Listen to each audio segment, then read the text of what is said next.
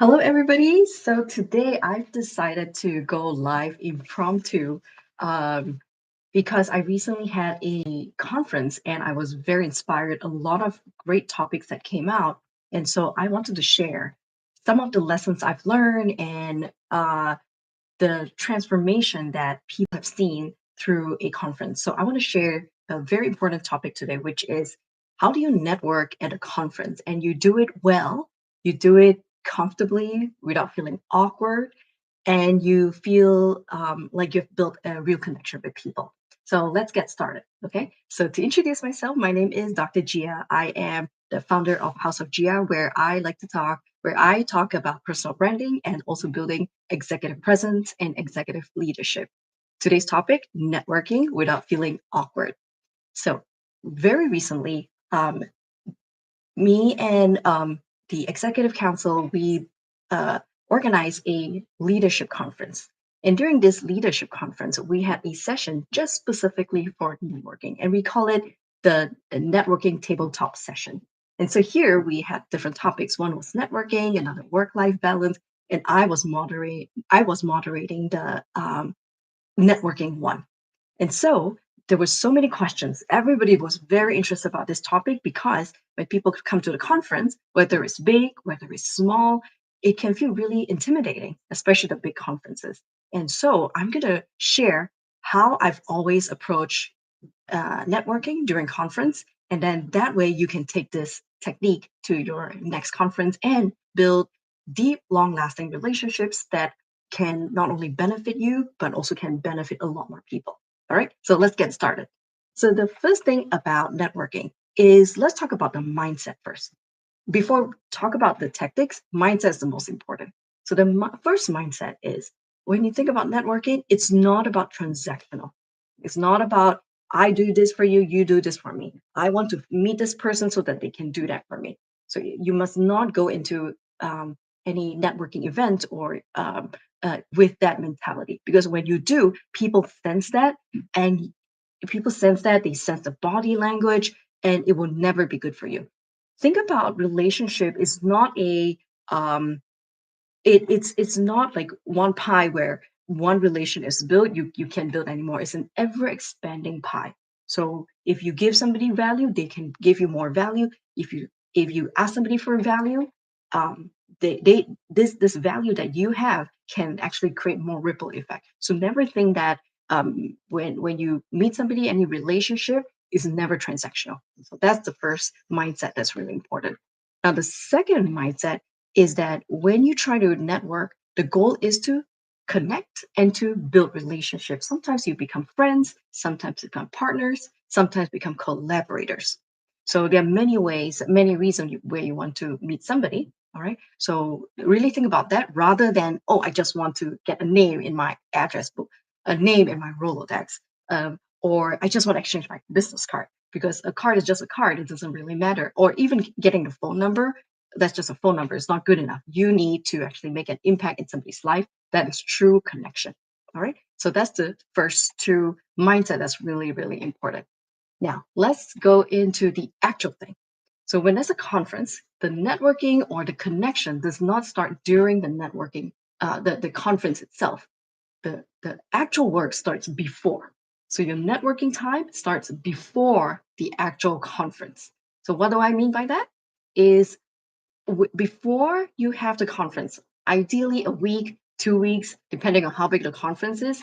Let's say you have a conference that is 3 months, you can actually start doing some of the connection ahead of time.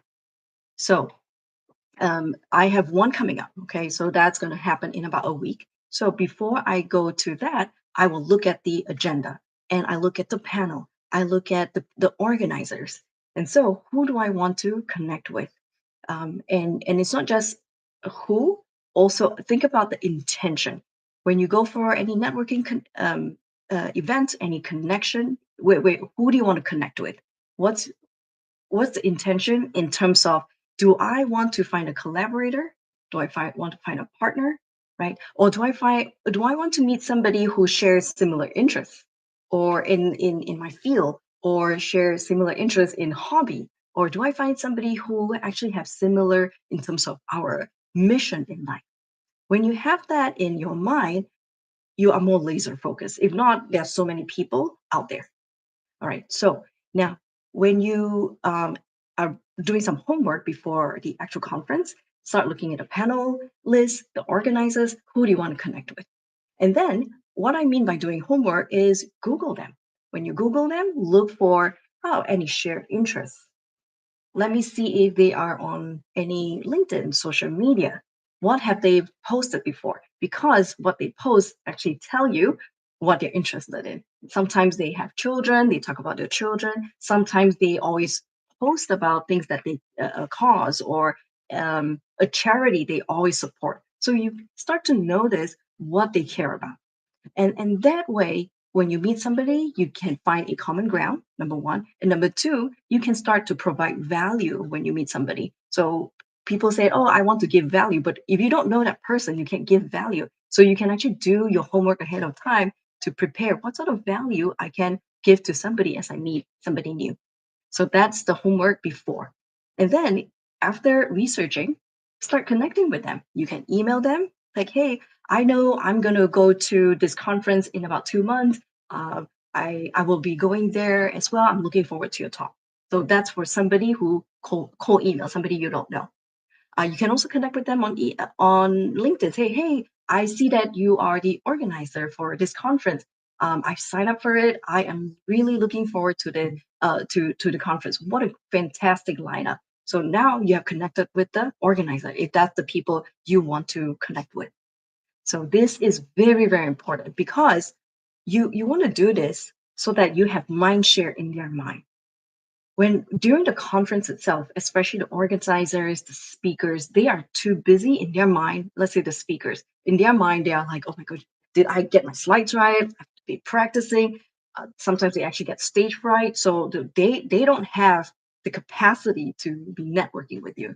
So you want to create some sort of mind space ahead of time so that when you meet them, they're like, oh, yes, Ajia, yes, I know you emailed me. We connected before. So you want to create a mind space in their head before the conference itself.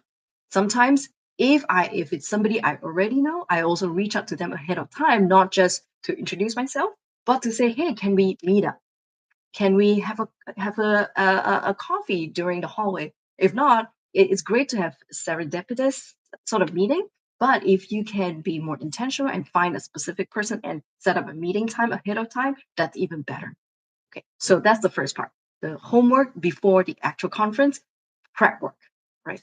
I go to great extent in terms of my homework. I actually have a Notion dashboard, but not everybody's like me. I write down what's their interest, what is their values, what are the cause they care about. I do all of that because to me, knowing people deeply and well is not just my superpower, but something I actually deeply care about. Because the more you know about the people, it actually shows that you care. All right. Now let's talk about the actual event itself. So the actual event itself, when you want to start connecting, key thing is hang around.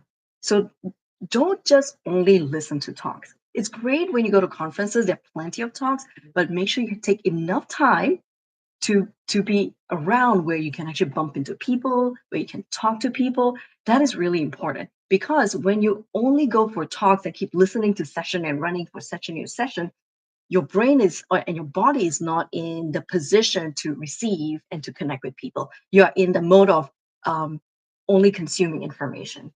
Conference, information is so affordable nowadays, right? You can check GPT it, you can Google any information, even the latest late breaking trials, that's going to come out in about a week or two after the conference. So if you're a little bit delayed in terms of the latest news, that's fine. I think more important is use that time use that opportunity where all the most important people converge in one place. That's the most efficient way, the leverage for you to meet the most people in the shortest amount of time. And so when I go to conference, I spend much less time listening to the talks, but actually connecting with people and talking to people. So hang out in the hallways, making sure if there's lunch, try to find somebody to eat with. Okay. And so that's the second thing about doing your homework ahead of time is that if you connect with a speaker already, you can tell them, hey, I know you're speaking on this time. I'm gonna come say hi to you there. So they are already expecting you to talk to them. And when they finish the talk, there will be a whole group of people coming to talk to them. But because you're already connected, they from far they can recognize, hey, Gia. So you bypass the whole line, you bypass the crowd, and then you can connect with the important people that you want to meet with. All right. So now that's another issue that keep coming up during the networking table talk is that it is good if you know that person, but what about small talk? Many people are afraid of small talk and find it really, really awkward. So I'm gonna give you a few tips. Right. So think about small talk as a an introduction, right? So it's more like an icebreaker. Don't think of it as something awkward because the mindset changes how you feel. If it's your own home, you're the host, you want to make somebody feel welcome. The small talk is that beginning speech so that people feel welcome. So you start taking the initiative and say, hey, my name is Gia. Um, I come from where? I came from this conference. Tell me about yourself. Nice meeting you.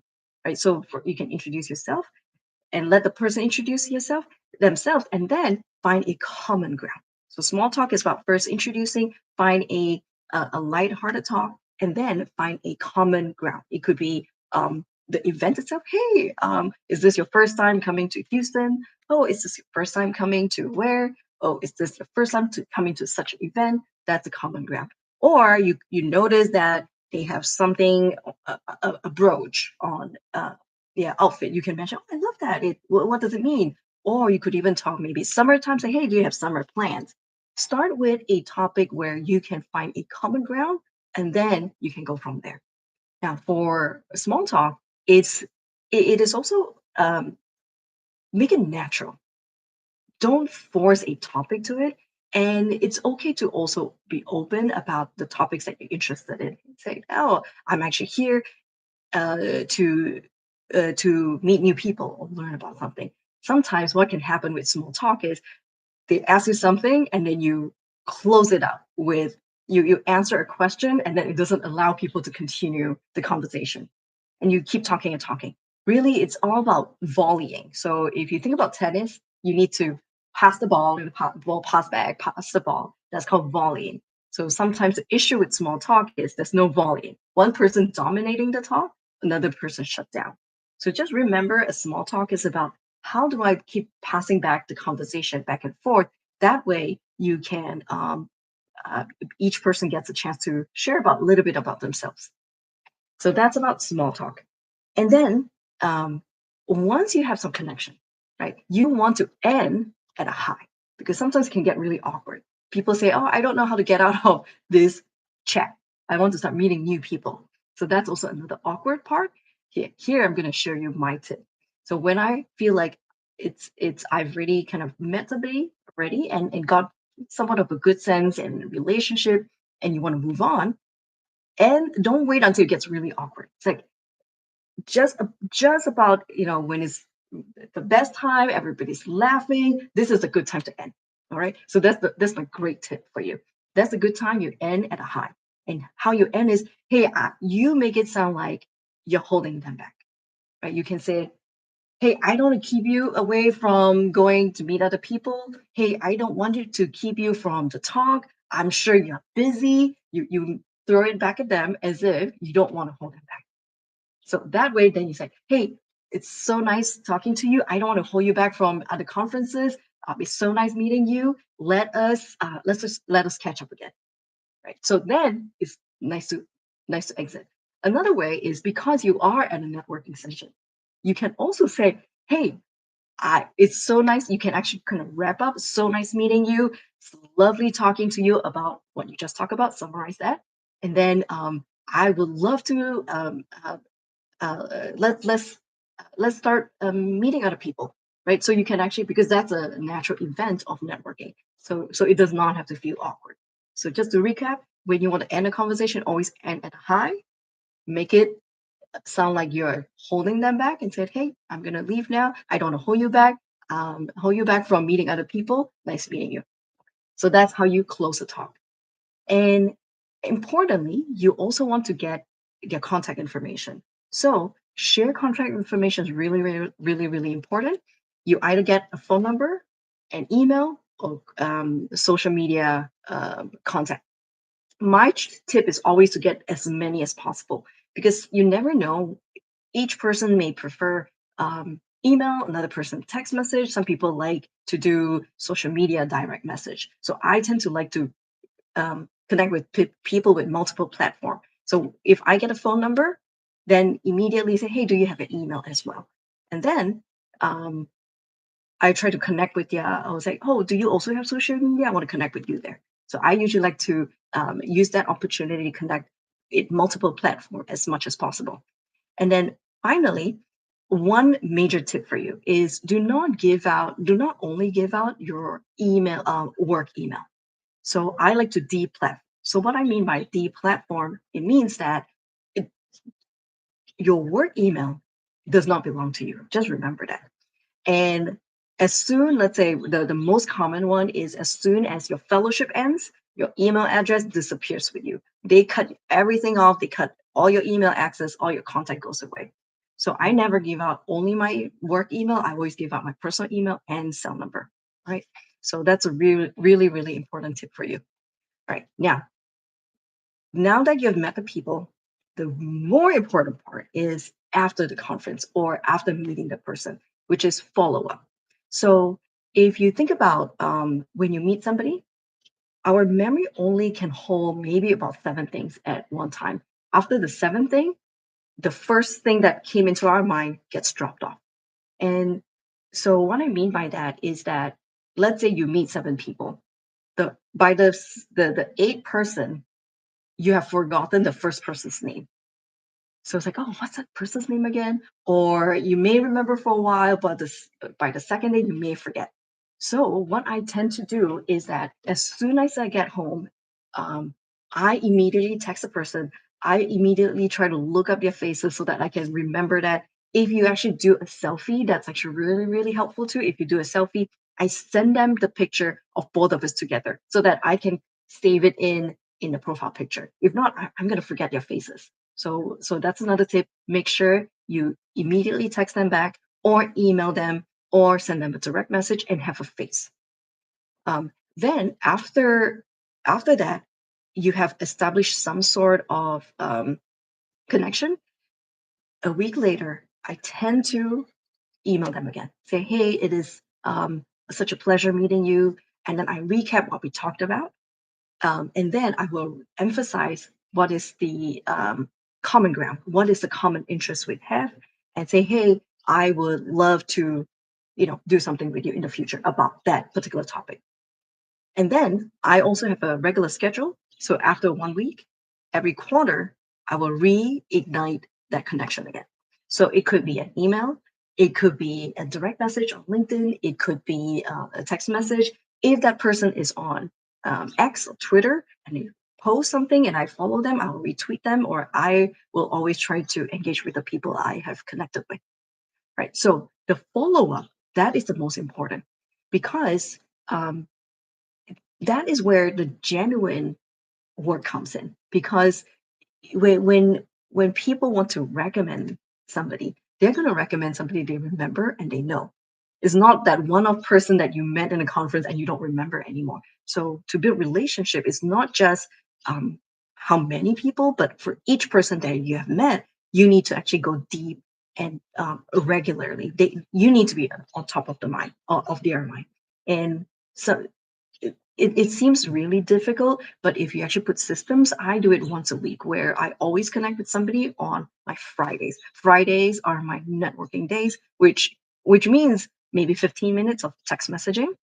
It could be text messaging people, it could be emailing people, it could be direct messaging on social media. So I've been doing that for the past 10 years and it does not feel difficult. It does not feel timely. And even if that person does not respond, I still do it again. And then the next time say, hey, they may not be a good texter.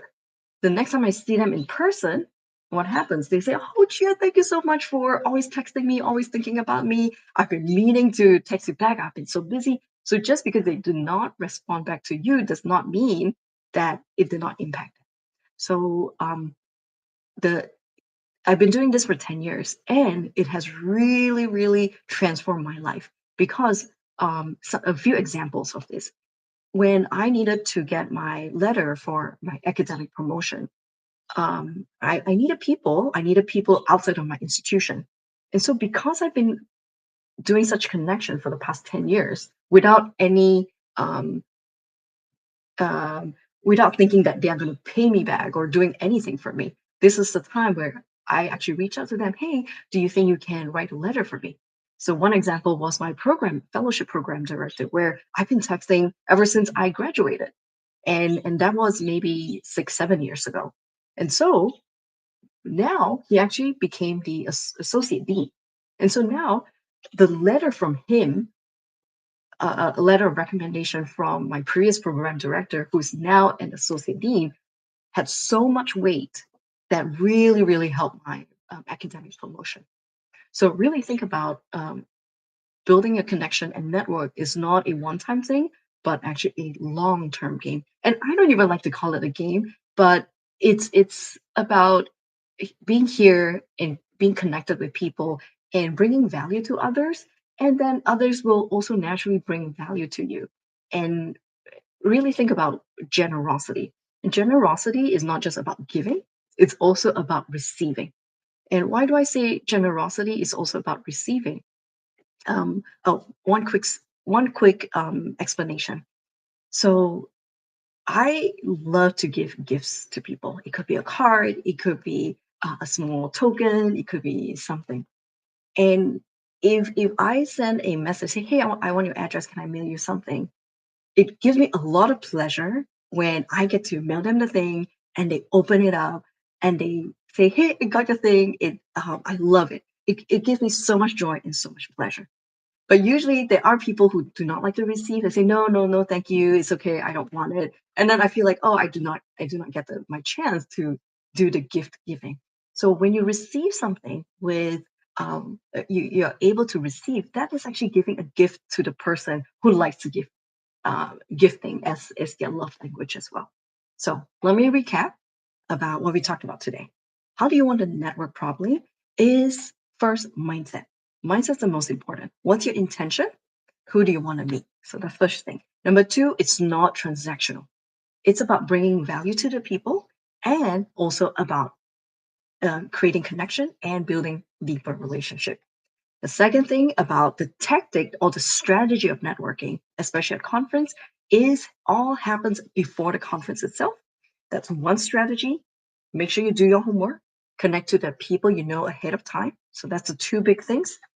Then number two, during the conference itself, make sure you're hanging around in open space and actually talk to people, go reach out to people, be comfortable with small talk. All right. And I've given you strategies earlier. And finally, get your exchange contact information. When you exchange contact information, get multiple phone, email, um, your social media. All right. And then the third part is after the conference, follow up, follow up, follow up. Immediately I follow up once, then a week after, and then every quarterly. If somebody who you want to actually build a deeper connection and you find that, hey, we actually have so much in common, you can actually do it more frequently and more frequently. You can say, hey, I want to talk to you again on Zoom. That is fine as well. All right. So I hope that helps. And I'm going to put some timestamp in um, the description later. So if you have any questions, put in the chat. I will try to make more topics that are uh, relevant to leadership and personal branding as well. All right. Take care, everyone.